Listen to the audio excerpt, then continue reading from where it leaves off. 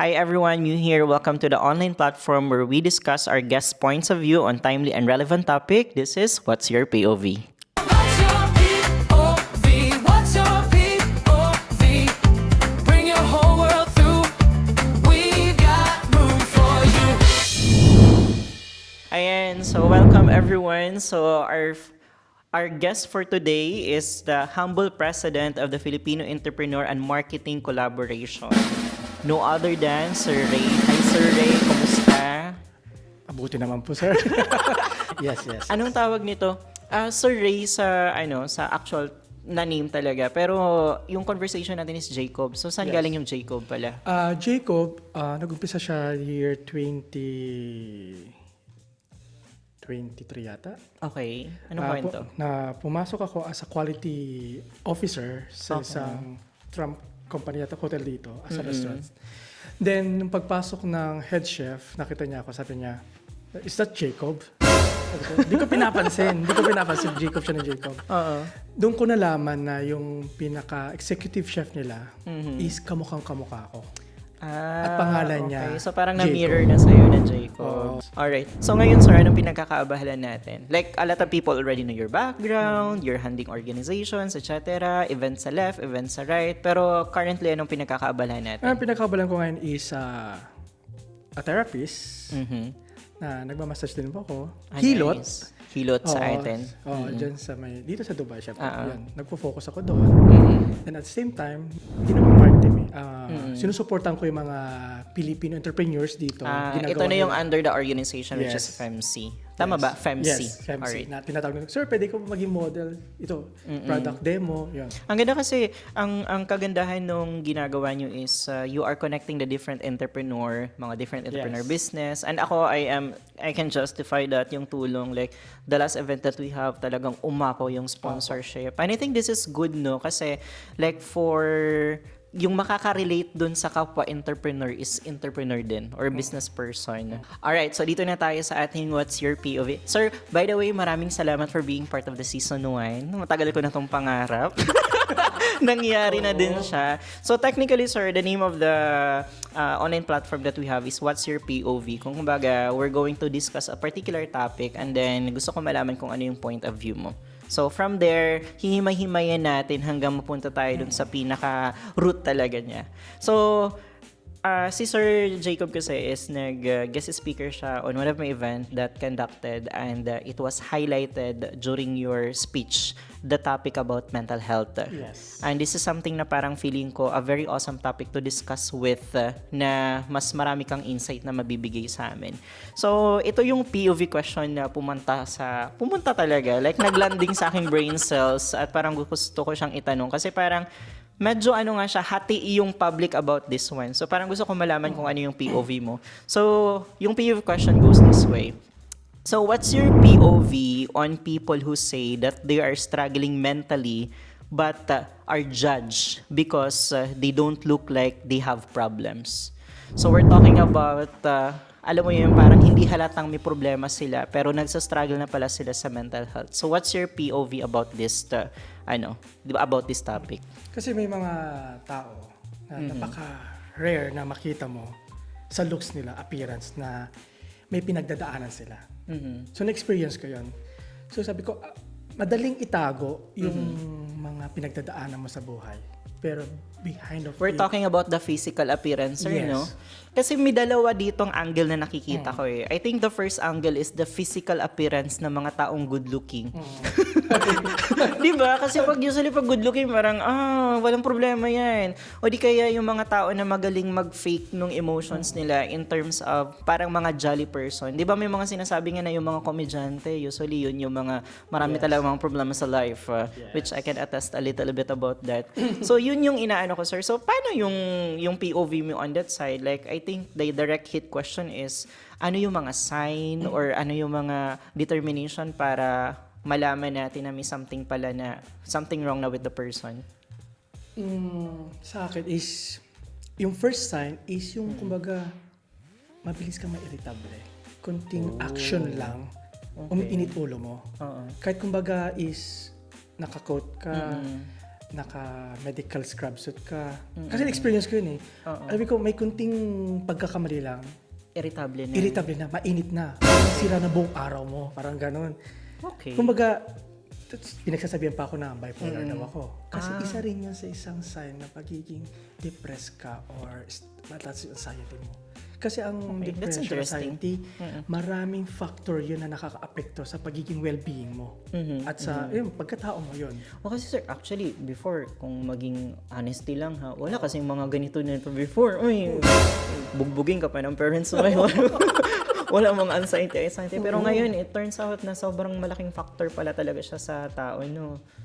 So, sige, let's say for example, ano pa yung mga other signs? Aside from being irritable, ano pa yung mga pwede nating makita doon sa taong yun na masasabi mo na, okay, maybe he or she looks awesome, pero may something pala na kailangan, Ang isa is stress eater. Oh, really? Sa food din Oo, pala. doon bumabagsak. Tapos minsan is, kumbaga, tahimik ka lang. You don't want to talk with someone else. Gusto Parang mo mapag-isa nagiging ka lang. introvert na Oo. style.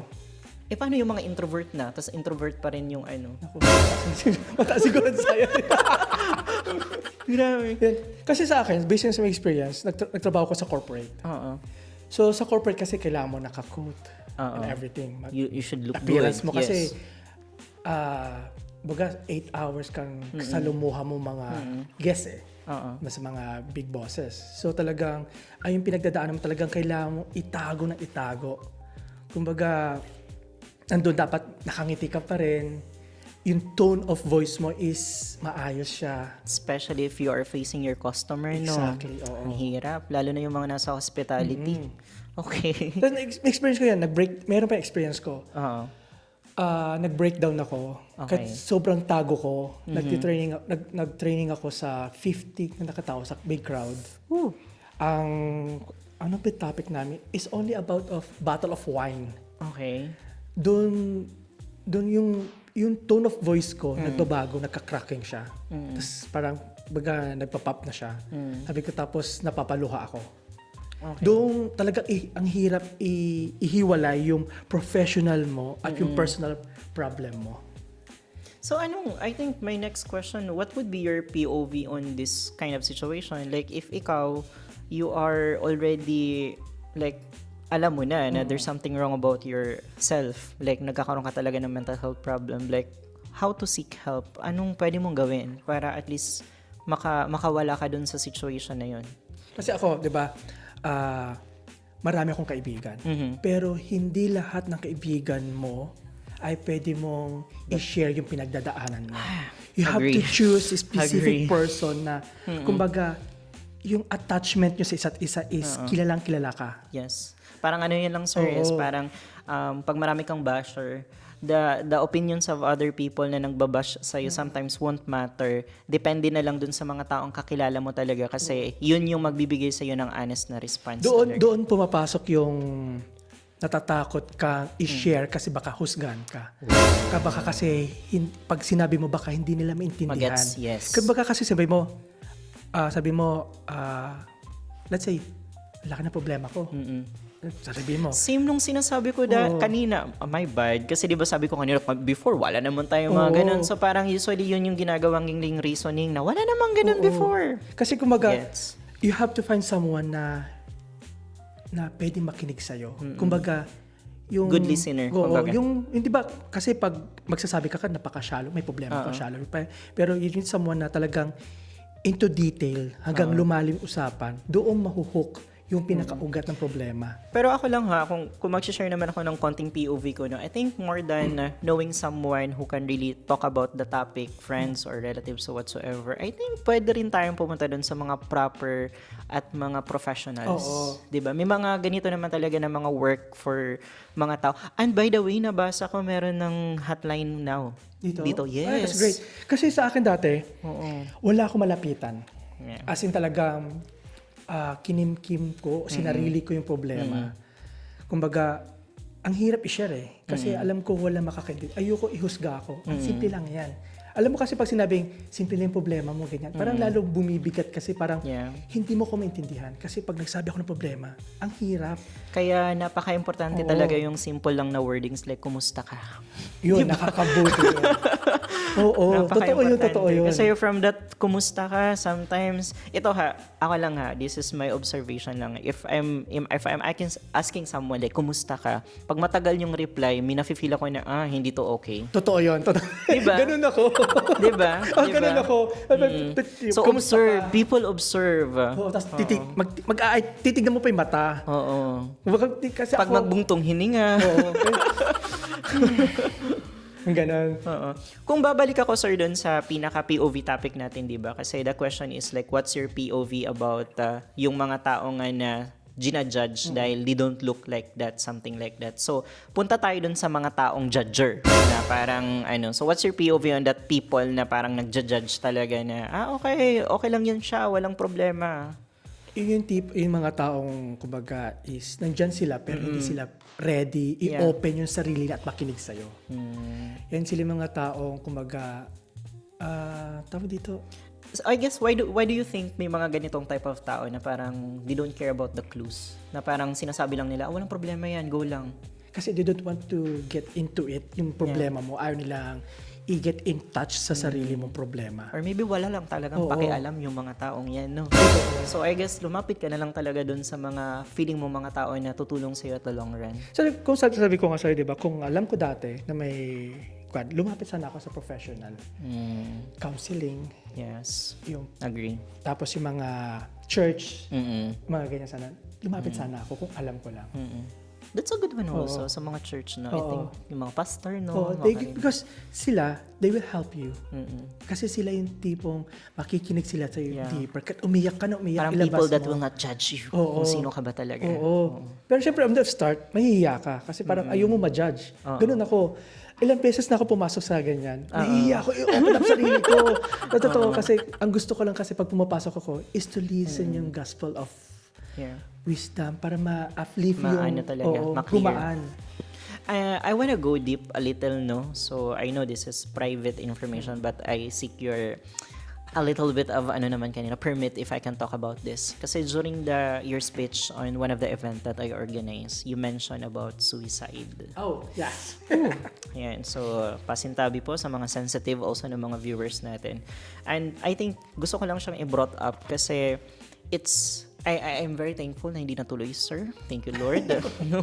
Kasi wala ka dito to give more inspiration to other people. So, I just want to go to that moment. Like, paano napunta doon and how did you overcome the situation?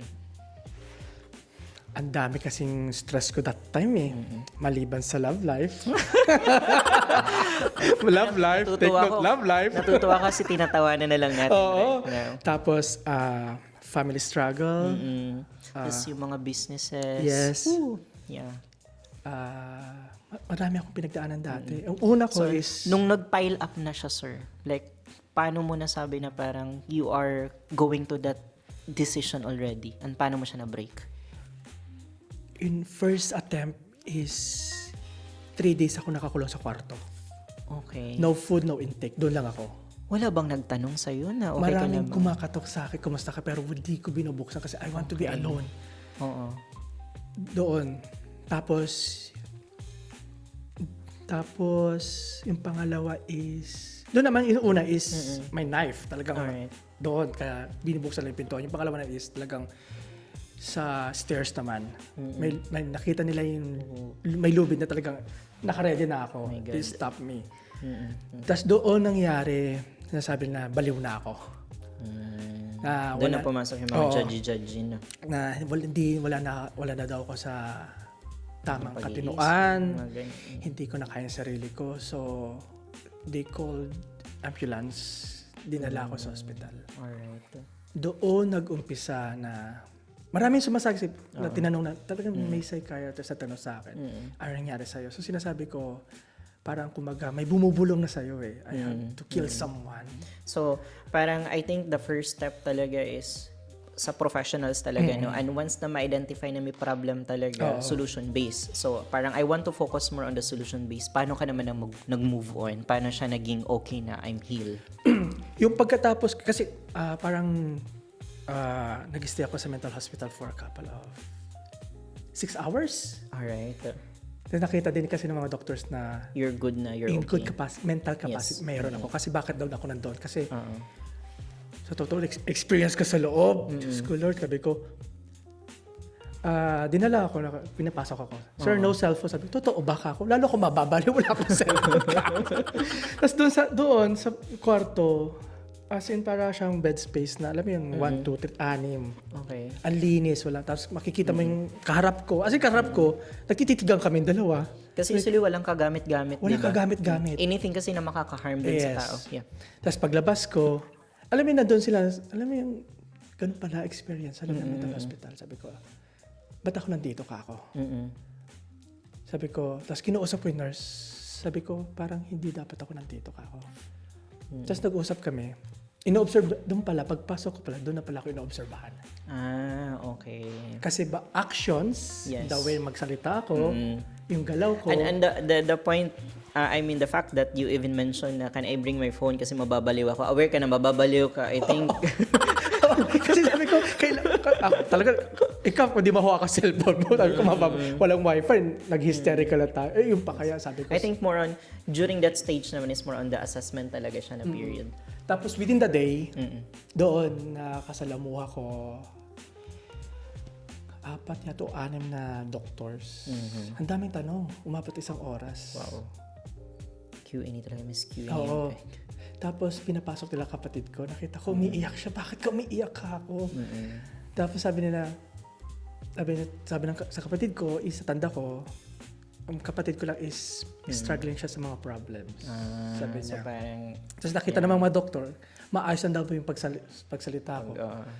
Normal naman daw ako. so I think that's one clue also, no? If you communicate well na din, I think you're good na din. Kasi kung yung maayos yung communication mo, gaya ginagawa natin, talagang doon na rin nakabase yung capacity mo, the way how you talk, yung tone, tapos yung paggalaw mo. So yun yung para actions mo. yung mga recovery period na Yes. talaga. So when naman yung parang nasabi mo na, okay na ako, healed na ako. Takes time kasi naggamot pa, binigyan ako ng mga gamot. So process talaga siya, no? Oo. Mga ilang buwan yung pinag-uusapan parang natin 3 dito. months yata. 3 months to 6 also. months, binigyan ako ng gamot talaga. Pero how's the Nalakas. healing process like? May pinapagawa ba sa'yo ng mga activities? Are you into... Oo. Sabi nila, kailangan kong mag-focus isang bagay na gustong gawin. Nice. Daily routine. Okay. Kumbaga, libangin mo sarili mo. So I think I think you go to your core and your passion. Same thing to what happened to me right now, sir, no? Kasi parang after 4 years of hard work, blah blah blah, and then 'di ba, yung mga nangyayari right now, parang ako I don't have an avenue to express myself. And for me, I love asking question. Gusto ko to, like asking question, getting insight of people kasi I have this mantra na parang di ba meron sinasabi na parang learn from your experience, which is very valid 100%. But if you can ask people with experience and learn from those experience, may shortcut. Di ba? Kaya nandito ako ngayon. Oo. Kasi alam mo, bakit ako nabaliw? Uy, grabe naman Ako yung nabaliw na gano'n. Kasi alam mo yun, nalugi negosyo mo. Yes. 10 flat nalugi sabay-sabay. Pandemic pa, ganyan. Dami mo tinulungang kababayan para lang secure their shelter. Tapos after pandemic, doon na. And hindi na reciprocate yung kindness sa'yo, no? Yung isa pa yung factor na to. Pero anyways, Kasi for me, magkakasama daw yun yung depression, expectation. yes, Nakalimutan isa. basta mission, Assignment. transformation. Oo. Pero nung na-healed ako, ang gaan na sa akin. Dati kasi ayong pinag-usapan ng ganito, nahihiya ako. Sabi ko sa'yo, diba, doon sa graduation mo, doon yung lakas loob ako, sinabi And kung sino ako. pero sir, nasa sense ko during the graduation, I think na take away ka lang din. Kasi I have a feeling na parang hindi yun yung direction ng speech mo. Totoo yun. But feeling ko kasi with the emotion was so peak, tapos yung mga storyline ng mga guest speaker, feeling ko parang dun ka naglabas talaga. And I feel like I'm very blessed to have those roster of people kasi yung pagiging vulnerable ninyo talagang pinakita nyo sa student. Kung isa-summarize natin siya, sir, in total, your POV about the topic particularly in mental health, I think more on advice na lang siguro. So what would be your final advice to the audience, especially those who are dalawa? For those who are the judger, for those na already experiencing yung mga signs na sinabi mo before. So sa mga mga judger, Judger talaga. oo, judger talaga. Kumbaga sa yung mga taong hindi interesadong hindi ka interesadong makinig sa taong Nakaka-experience oo. ng something like that. simpleng kamusta lang. Okay. Okay na sa amin. Or I think redirect, no sir? Oo. Yung parang, let's say for example, hindi ka interested to talk with that person pero mina-feel ka ng something, redirect. Like, isa-adjust mo si friend number 2 or friend number 3 to talk with that person kung wala ka masyadong time. Kasi guys sa amin, gaya ko, kailangan namin ng attention. Pinaka-importante yun. Attention, security, assurance na mayroong kahit papano, kahit hindi tayo ka-close, you're giving something na nandiyan ka. Nice. Pwede magbigay ng food, konting notes. Na parang nandito ako, please see kumusta? me. Konting tap. Malaking kagaanan sa loob. Sa totoo lang, totoo yun. Kasi during my time, wala gumagano sa akin. Ang nasa isip ko lang sa'yo, puro negative. I don't want to be someone else na lumapit. I'm not open. I'm not ready to open myself. Ayoko malaman mo yung pinagdadaanan ko. Yun ang pinakamaling paraan. Parang before, you have, yes. sabi ko nga, diba, you have to find someone you trusted most. So I guess that answer already answer yung pangalawa sa POV side naman ng pagiging ano. Pero sa mga bashers, yun, gawin nyo lang yun. Kumbaga, don't judge by yung... Kasi alam ko naman I lahat think ng tao... you will never appreciate yung mga tao nagko-communicate up until ma-experience mo din siya. So parang wag nyo nang hintay na ma-experience mo siya. Sa totoo, sabi nga... let be the light, kumbaga. Opo. Kasi sa totoo, mostly ang mataas ang depression o anxiety is mga OFW. Oo. Yes. Kasi dito, last year yata nag-conduct ako ng mental health. Na parang, ano yan, parang survey style. I push myself na get involved with yung mental health capacity. So, nag-conduct ako ng free training sa mga OFW. Not only for OFW, kasama doon yung mga Philippine entrepreneurs. Alright. Para malaman nila kung ano I invited also isa Chinese doctor. Okay. Yeah. Para malaman nila is yung Yung parang scientific side yes. Kasi good. nagpa-conduct ako ng ganon. Meron yung teacher na psychologist yes. about dun sa pagdadaan sa mental health. Tapos meron doctor to give advice. That's nice. So, naging successful yung event na yun. That's so, nice. I'm planning to have again Another one para naman matutukan yung mental capacity ng bawat sa atin. Kasi ayoko magaya yung mga kababayan natin yung pinagdaanan ko. Kasi ang hirap. Lalo't That's a very awesome advocacy, sir, no? So, kasi parang you don't want them to experience na-experience natin. So, meron na din. Then we have our own battles. We have our Yes. own battles. Like, ako kasi medyo, I'm very good also in covering up kasi I need to be the tower din eh. So, I have to make it sure na strong din ako. kaya ang isa din kaya siguro na nakatulong din sa akin is breadwinner din ako ng family. Kasi sabi ko, hindi ko kailangang ipagpatuloy kasi ang pag-depression kalaban mo sarili mo eh. Yeah. Ang hirap. Agree, 100%. Oo. Kasi ang hirap kalaban mo sarili mo at emotion. Ang hirap ihiwalay yung kumbaga pwede mong ibato lang para focus ka lang sa gusto mong mangyari. Alam mo, sir, sabi ko kanina, if we're going to summarize, parang habang topic pala talaga siya, no? Anyways, wala na tayong masyadong time. Ano yung, sa'yo, yung final take mo na lang about the POV topic that we have today? Huwag nating, kasi lahat ng tao, lahat tayo may pinagdadaanan. Maliit man yan o malaki. So, huwag nating nilalang ang problema. Yes. We have to focus and find the solution how Correct. tapos i-manage natin yung sarili natin to handle the situation. Nice. Kasi kung nagdala ka sa sitwasyon na problema mo, lahat yung bibigay sa'yo. 100%. Emotional, physical, Lahat. physical. Domino effect na siya lahat. Yes. Ako naman, I guess, if I'm going to summarize, no, on the POV perspective naman sa akin, hindi po siya joke. Kung wala naman kayong pakialam, wag na lang kayong maging rason para dumagdag yung mental health ng isang tao. Yes. So, just to, parang avoid na lang din ng konti or redirect na lang talaga to provide help. Kasi maybe hindi mo pa siya na-experience ngayon, wag mong hintayin na ma-experience mo siya in the future. Let's help together para labanan yung ganitong depression, anxiety. Alright. Kasi pag may taong readyng mag-open arms sa taong may dala ng ganitong sitwasyon, malaking factor yon. And wag abusuhin din, sir. Yes. Kasi sometimes people who are really helping, ina-abuse din ng konti. Anyway, sir, maraming salamat you so sa much time po. mo. Thank you so much for your time. Maraming salamat ulit, sir. Thank you so much sa time and sa effort na pagpunta dito. Thank you so much, Sir Romeo, for trusting me. And yun, first time, lakas mo.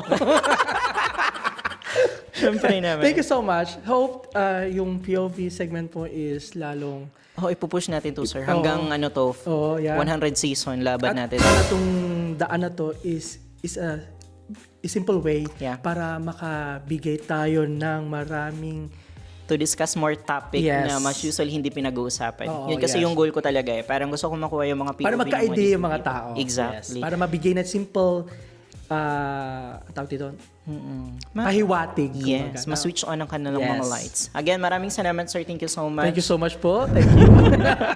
Once again, thank you so much for watching this video, and please don't forget to follow me on my social media accounts and watch the full episode on our YouTube channel. See you again in the next episode of What's Your POV?